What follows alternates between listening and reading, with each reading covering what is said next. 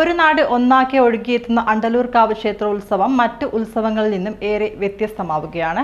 ജാതിമത ഭേദമന്യേ ഒത്തൊരുമയോടെ നടത്തപ്പെടുന്ന ക്ഷേത്രത്തിര മഹോത്സവം ഒരു പ്രദേശം ഒന്നാകെ കഠിന വ്രതമെടുത്ത് ക്ഷേത്ര ആഘോഷങ്ങളിൽ പങ്കാളികളാവുന്ന അപൂർവം ക്ഷേത്രങ്ങളിൽ ഒന്നാണ് തലശ്ശേരിയിലെ അണ്ടലൂർക്കാവ് ക്ഷേത്രം.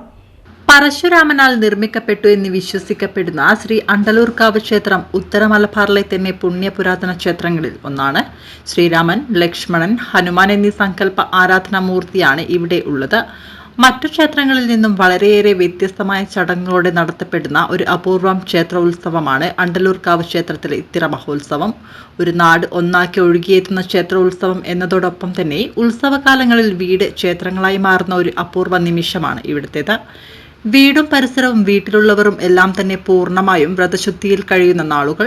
ഈ സമയങ്ങളിൽ വീട്ടിലെ പ്രസാദം ക്ഷേത്രത്തിലെ പ്രസാദമായി കണക്കാക്കുന്ന ഒരു നാടാണിത്.